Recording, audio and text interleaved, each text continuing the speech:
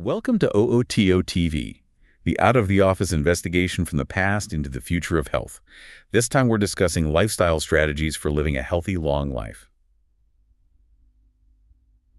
Hello everyone, Bob here, and I'm absolutely thrilled to jump into one of the most vital topics for all of us, how we can genuinely extend our years and truly thrive within them. And hello, I'm Sue, joining with equal enthusiasm.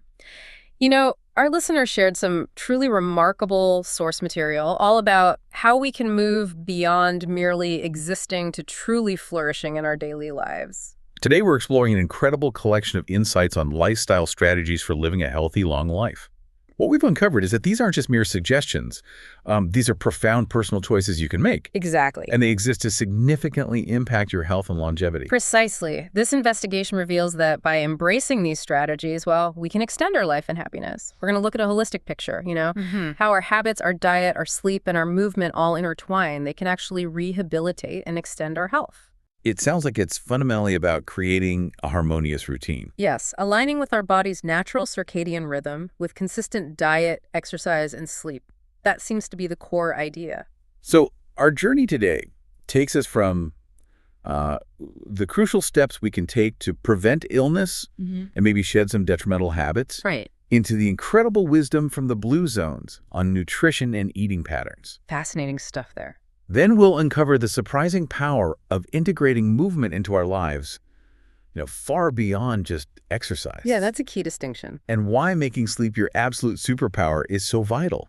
Finally, we'll connect it all to the profound impact of mindfulness, stress management, and, well, those all-important social connections on how long and how happily we live. That's right, because lifestyle strategies for living a healthy, long life also include things like continuous learning, finding a passion for a project or purpose, nurturing community, and potentially even the deep joy that pets, plants, and meaningful relationships bring to our lives. It's like a whole tapestry of well-being. Okay, well, let's kick things off with a fundamental truth that our sources powerfully underline.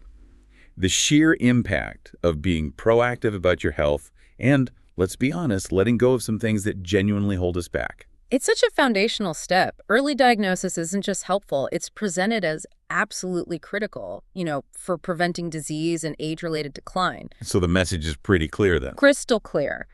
Regular, comprehensive health checks are, well, they're non-negotiable if you want to give yourself the best shot at a long and vibrant life. Our sources stress getting at least a complete annual physical.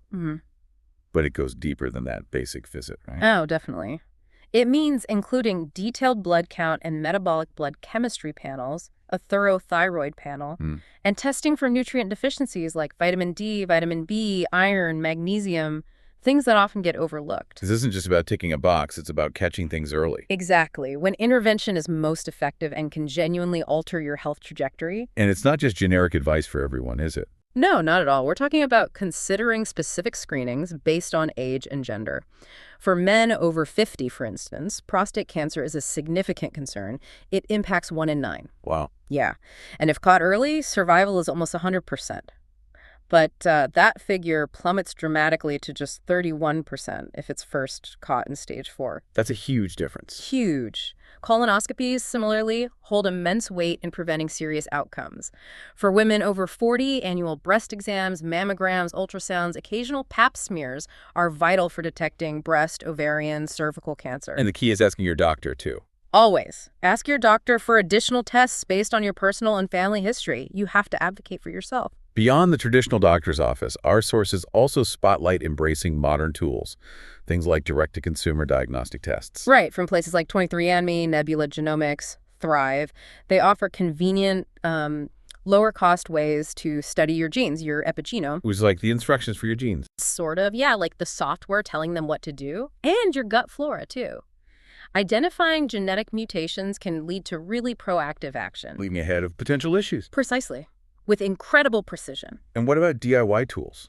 Also highlighted as incredibly useful. Smartwatches can monitor cardiovascular health, giving you real-time data, almost like a little health detective on your wrist. Right. Mole-checking apps for skin cancer risk, sleep-tracking wearables, which we'll definitely talk more about. Okay. And let's not overlook the humble bathroom scale. Obesity isn't just cosmetic, it's one of the biggest independent predictors of disease. How big an impact? potentially reducing life expectancy by 5 to 20 years. 5 to 20 years. Yeah. That's a stark number. Really underscores its impact. Now, let's talk about the absolute no-nos. Our sources were very direct here. Yeah. Cigarettes, alcohol, sugar. They call them bad habits, and the impact on longevity is, well, staggering is the word. Starting with smoking. Easily the biggest no-no for longevity seekers. The statistics are just sobering. It causes 90% of lung cancer deaths. 90%. And 80% of all other pulmonary diseases. It increases heart disease and stroke risk 2 to 4 times, raises cancer risk at least 25 times over. Wow. Think of it this way. Every cigarette statistically wipes away about 10 years of potential life. A profound subtraction from your time here, as you said. Absolutely. It's not just a health risk. But it's not just cigarettes. Alcohol is often seen differently. What did the sources say? It's a bit more nuanced there. While there's some discussion that moderate red wine might have some potential positive effects, cardiovascular, brain, metabolism. The French paradox kind of thing? Sort of, yeah. But the overall message from our sources is pretty clear. All alcohol, including red wine, can shorten your life. Really? All of it? That's the finding. Heavy and regular use damages the liver, pancreas, causes high blood pressure, increases risk of heart attack, stroke, immune disorders, even early onset Alzheimer's. And cancer, too. Yes.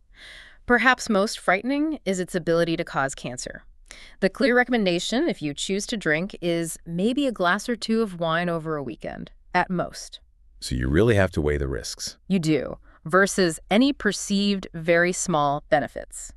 You're listening to OOTO TV with research by author Paul Bulow. And finally, sugar, often called the most under-recognized killer. Under-recognized, why?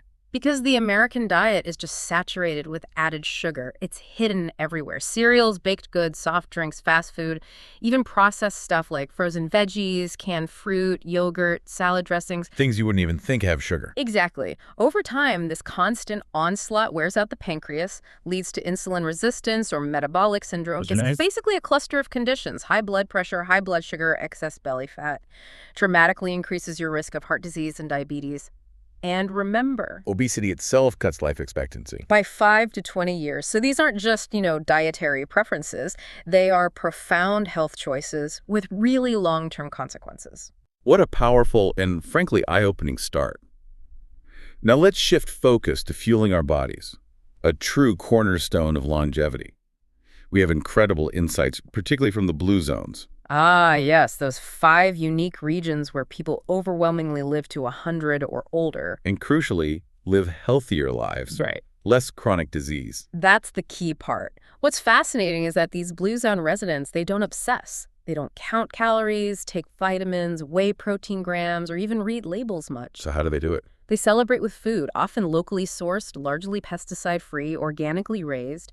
It's not about a restrictive diet sheet. It's a deeply ingrained lifestyle, a culture of eating that naturally promotes health. Okay, so what's the secret sauce in their diet if it's not calorie counting? The primary guideline is what they call a plant slant. Plant slant. Yeah, seeing that about 95% of your food comes from a plant or plant product. So lots of beans, greens, yams, sweet potatoes, fruits, nuts, seeds, and consumed incredibly sparingly. No more than 1 small serving a day, maybe just twice a week. Portions no larger than 2 ounces cooked. And processed meats. Like hot dogs. Lunch meat. Actively avoided. Completely. That plant slant idea is backed up by research, isn't it? Oh, powerfully. Studies show people eating more whole grains, legumes, fish, fruits, veggies, nuts, while cutting back on red processed meats and sugary drinks. They could add over 10 years to life expectancy if started young. 10 years? Or even 8.5 years if you start at age 60. It's truly transformative. And simple things like eating the rainbow ensure you get a wide variety of those essential phytonutrients. What about specific foods? Any standouts? Leafy greens like spinach, kale, chard are highlighted, kind of the best longevity foods. And extra virgin olive oil is a staple. Good for cholesterol. Increases the good, lowers the bad. In Icaria, one of the blue zones, they found 6 tablespoons daily seemed to cut the risk of dying in half for middle-aged folks. 6 tablespoons, that's quite a bit. It is, but a remarkable finding for such a simple, delicious addition. And beans, you mentioned beans. Ah, the mighty bean. Our sources call beans the cornerstone of every blue zone's diet globally. Black beans in Nicoya, lentils in the Mediterranean. Doesn't matter which kind. Seems not. Eating at least half a cup of cooked beans daily is a powerful strategy. One study showed it reduced the risk of dying by about 8% per year. They're cheap, versatile, packed with antioxidants, vitamins, fiber. A real superfood. Totally. And on protein, the CDC recommends 46 to 56 grams a day. The Blue Zone's approach often involves pairing plant foods. Like beans and rice. Exactly, or beans with corn tortillas. You get all 9 essential amino acids without the fat and cholesterol from lots of meat and eggs. It's smart nutrition. So what about dairy and eggs specifically? Are they totally out? Not totally, but minimized. The sources suggest minimizing cow's milk and most dairy. Why? Well, many people are unknowingly lactose intolerant, and they can be high in saturated fat and sugar. Plant-based milks like unsweetened soy, coconut, or almond are encouraged. Small amounts of fermented sheep's or goat's milk products like yogurt are okay occasionally. They feature in Icaria and Sardinia. And eggs. Consumed sparingly. Average 2 to 4 times a week, max 3 per week, usually as a side dish with plants, and typically from free-ranging chickens. It's all about moderation and quality. That's a constant theme. And sugar again. Worth repeating. Absolutely, because it's so pervasive.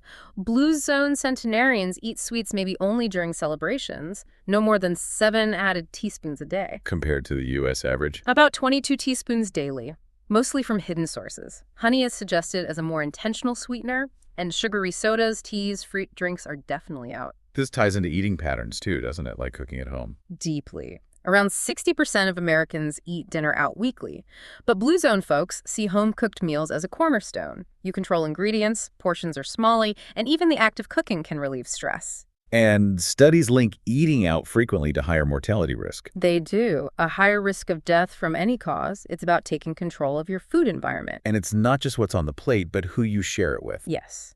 The Okinawan Mois groups of 5 friends committed for life are a prime example. Social structures built around shared meals. Social networks profoundly shape health behaviors. Smoking, obesity, happiness, even loneliness. So community is food too, in a way. You could say that. Now, on a slightly contrary note, while Blue Zone folks aren't big on supplements, right, some research from the National Institute on Aging mentions daily multivitamins might decrease dementia risk.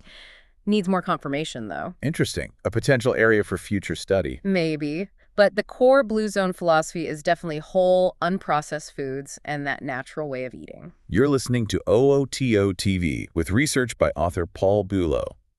All right, let's shift gears now. Physical activity and mental well-being. Because a truly healthy, long life needs more than just good food, right? Oh, absolutely. It's about moving your body and nurturing your mind. And the sources emphasize lifestyle over genetics here, too. Consistently. Genetics seem to play only about a 20% role in how long you live. The other 80%, that's down to lifestyle and environment. So personal choices have huge power. Profound power. This includes our approach to movement, rest, and stress. Okay, movement. The physical activity guidelines for Americans are pretty clear, aren't they? Very clear.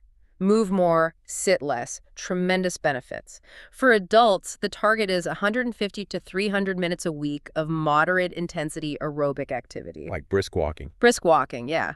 Plus, muscle strengthening activities on 2 or more days a week. But importantly, what's that? The sources emphasize that some physical activity is better than none.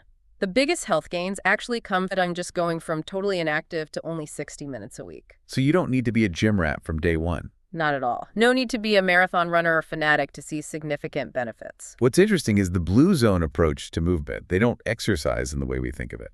Not typically, no. They don't usually pump iron or run marathons. Instead, their environments kind of nudge them into moving naturally without thinking about it. Like how? Tending gardens, doing house and yard work without fancy power tools. It's daily, integrated activity.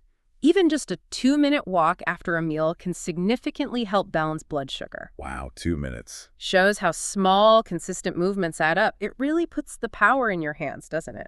Your everyday chores become your health booster. So it doesn't really matter what exercise you do then? Pretty much. Anything that gets you up out of the chair, moving, breathing more intensely on a regular basis is going to help.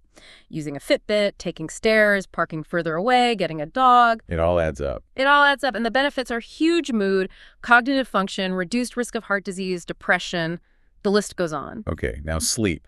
Often overlooked, but the sources call it a superpower. A superpower for longevity, absolutely. Get this, even 1 hour less sleep on a single day can increase your chance of heart attack by 24%. 24% from 1 hour? That's what the data suggests. And over 15,000 studies link less than 7 hours a night with a whole host of chronic diseases: heart disease, stroke, diabetes, kidney disease. So less sleep clearly means shorter life. The studies prove it quite clearly. The recommendation is aiming for at least 7 hours of proper, restful sleep. That usually means spending at least 8 hours in bed per night. And new research points to specific sleep habits, too. Yes. Low-risk sleep habits. Having 5 key habits. For sure. Getting 7-8 hours, rarely having trouble falling or staying asleep, not using sleep meds, and feeling well rested when you wake up. Okay. Having those could add 4.7 years for men and 2.4 years for women to their lives, starting at age 30. That's significant. Very. It's about truly restful sleep, not just time in bed. Good sleep hygiene, like absolute darkness, a cool room is essential. Finally, let's explore mindfulness. Not just for mental peace. No, powerful longevity tools. Chronic stress, through those hormones like adrenaline and cortisol, it literally makes you age faster. How does it do that? It damages blood vessels, increases blood pressure, suppresses the immune system, and reduces vital proteins like clotho. Yeah, it acts like a kind of internal shield, protects your heart, helps manage blood sugar. Constant fight-or-flight mode just takes a massive toll at a cellular level. But there's good news. Meditation helps. Profoundly good news. Meditation counteracts these effects. It stimulates the parasympathetic nervous system, the rest and digest system, lowers blood pressure, heart rate, calms the body. It's like hitting the brakes on stress. Exactly. And research even shows regular meditation for as little as 3 months can increase telomere length. Those protective caps on our DNA. The very same. And reduce cellular aging. Imagine having a remote control for your genetic aging. Meditation acts a bit like that. Actively safeguarding, even lengthening telomeres, slowing aging just by calming your mind. The impact is biological then, not just mental. Deeply biological. Our mental state has a direct physical effect. So what practices help? Things like journaling, being mindful of emotions, using cognitive behavioral techniques to identify stress triggers these enhanced emotional regulation. And simple self-care. Like? Eating regularly, allowing your body rest. Crucial, especially during stressful times, to stop your body entering that prolonged survival mode. These are actionable steps for managing stress and boosting your health span. You're listening to OOTO TV with research by author Paul Bulow. Wow. What an incredible journey through these sources. It's so clear that these lifestyle strategies for living a healthy, long life are just deeply interconnected, aren't they? Absolutely. It's not just one single thing that grants us longevity. It's truly a symphony of conscious choices we make every single day. We've seen that genetics play, well, a surprisingly small role, maybe 20%. Roughly, yes. The overwhelming majority, 80% of our longevity and health span, is influenced by our lifestyle and environment. Which is actually quite empowering. Very empowering. And this holistic approach, the idea that lifestyle, habits, diet, sleep, and exercise strategies can rehabilitate and extend your health. That's a powerful takeaway for you, our listener. So first takeaway, being proactive. Health checkups, using those modern diagnostic tools. Right. And actively quitting the bad habits. Yep. Smoking, too much alcohol, hidden sugars. Foundational steps, not just good ideas. They can literally add years to your life and prevent serious diseases taking root. Remember, these are personal choices. Right. But they exist to significantly impact your health and longevity. Second, that Blue Zones-inspired diet. Primarily plant-based intentional eating habits, like cooking at home, sharing meals, cutting way back on added sugar. It's a powerful roadmap for nutritional longevity. And these choices, they don't just nourish the body, do they? They enhance social well-being, contribute to a more fulfilling life. Third takeaway, regular physical activity. Integrated into daily life, not just scheduled workouts. It's so vital. It boosts everything: heart health, physical function, mood, cognitive abilities. Even small, consistent movements make a huge, measurable difference. And fourth, sleep and stress management. Making sleep a priority. Actively managing stress through mindfulness meditation. Not luxuries. They are critical biological interventions. They slow cellular aging, bolster immunity, protect against so many chronic conditions. That harmony of your routine. A circadian rhythm. Exactly. Aligning your circadian rhythm with regular diet, exercise, sleep. That's key for a truly healthy, long life. What really stands out for me is the consistent emphasis on connection and purpose. That Harvard study, nearly 80 years long, Incredible study. it revealed close relationships are the strongest predictor of long, happy lives.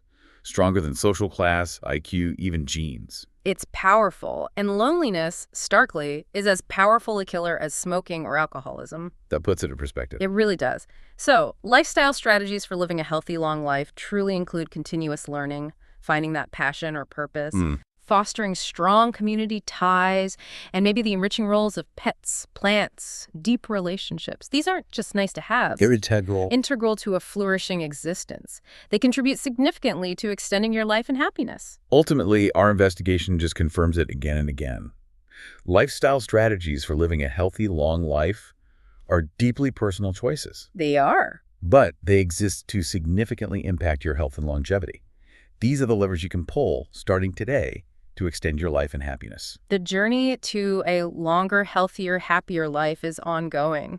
And it's a beautiful thing that so much is within our control. What really stands out is just the sheer volume of actionable steps available to us. It makes you think. It really encourages you to ask, what single change could I make today? What could start that ripple effect towards a more vibrant future? So as we wrap up, here's a thought to consider. If the world's longest-lived people don't really chase longevity, but they simply live in ways that promote it naturally, could the ultimate secret to a long and happy life be found not in seeking a specific outcome, but maybe just in embracing joy and connection in the everyday? That's a profound thought indeed. What small, joyful habit can you infuse into your routine today, knowing its echoes will resonate through your health and happiness for years to come? The choice, as our sources so eloquently illustrate, is yours.